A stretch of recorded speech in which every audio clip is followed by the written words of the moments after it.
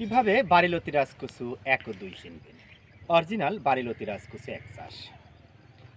বারিলতি রাজকচু ১ চাষে বেকার সমস্যার সমাধান আছে। চলছে বারিলতি রাজকচু চাষের উপযুক্ত মৌসুম। আমার পাশে এক ভাই দাঁড়িয়ে রয়েছে। কোথায় থেকে এসেছে, কি কি জিনিস নিচ্ছেন তা আমরা একটু সংক্ষেপে জেনে আসি। আসসালামু আলাইকুম ভাই। ওয়ালাইকুম আসসালাম ওয়া রাহমাতুল্লাহি ওয়া বারাকাতুহু। কেমন আছেন? আলহামদুলিল্লাহ, আল্লাহ রাখছে ভালো। আপনার নাম কি? আমার নাম খোকন। খোকন ভাই। কোথায় থেকে আসছেন? আমি ফরিদপুর বলমারি থেকে আসছি। আপনি তো অসংখ্য ইউটিউব চ্যানেল দেখেছেন জি, নাকি? অবশ্যই তো দেখেছি। এই ফরিদপুর বোয়ালমারি থেকে এত দূর কেন আসলেন চারার জন্য? আপনার ভিডিওগুলো আমার ভালো লাগছে। আপনার কথায় মিল আছে কিছুটা, দেখি যেগুলো ভিডিও ছাড়েন আপনি, সেই ভিডিওগুলো আমি দেখি নিয়মিতভাবে। সেই ভিডিওগুলোতে আপনার কথার সাথে মিল আছে, এই জন্য আপনার কাছে আমি আসছি। কতগুলো চারা নিলেন? আমি 3000 পিস চারা নিলাম।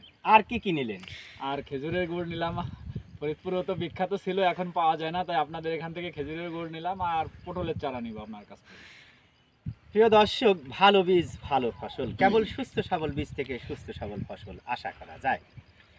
খোকন ভাই আসছেন ফরিদপুর বোয়ালমারি থেকে। তিনি যে আশা বা উদ্দেশ্য নিয়ে অরিজিনাল বারিলতি রাজকচুর বীজ পুল পোয়া বা চারা নিলেন, তার সে আশা বা উদ্দেশ্য যেন সফল হয় এমনটাই প্রত্যাশা করি। তো আমাদের হেডিংয়ে ছিল কিভাবে বারিলতি রাজকচু ১ চিনবেন। কন্দল ফসল উন্নয়ন প্রকল্প, কৃষি সম্প্রসারণ অধিদপ্তর, কৃষক প্রশিক্ষণ, হাত বই ৭৪ পৃষ্ঠায় বারিলতি রাজকচু ১ নিয়ে কিছু কথা বলা আছে। এই জাতটির দুটি শনাক্তকারী বৈশিষ্ট্য রয়েছে।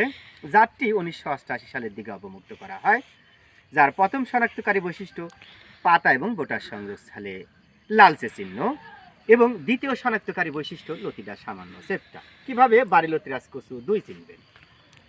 ৭৫ পৃষ্ঠায় বারিলতি রাজকচু ২ নিয়ে কিছু গুরুত্বপূর্ণ তথ্য তুলে ধরা হয়েছে, যার একটি মাত্র শনাক্তকারী বৈশিষ্ট্যের কথা বলা হয়েছে, এবং লতিটা গোলাকার, তুলনামূলক লম্বা এবং দেখতে সবুজ।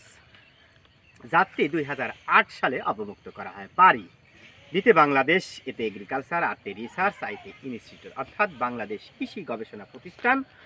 বাংলাদেশে যত রকম আবাদ ফসলি রয়েছে এই প্রতিষ্ঠানটা নামকরণ করে। তো যাই হোক, ভালো থাকবেন, সুস্থ থাকবেন। এই ভাইয়ের কাছে আবারও ফেরত আসি। তো কেমন লাগলো আমার এখানে এসে? অনেক ভালো লাগলো, আপনি অনেক বড় পরিসরে করেছেন। আসলেও তো এটা একটা লাভজনক ফসল। আপনি কাছ থেকে সবসময় আমরা ভালো আইডিয়া আশা করি, আর আপনিও সফল হন, আমরাও নতুন উদ্যোক্তা হিসাবে সফল হই ইনশাআল্লাহ। এই কথা রেখে আমি শেষ করছি। ভালো থাকবেন, সুস্থ থাকবেন। আল্লাহ হাফেজ। আল্লাহ হাফেজ।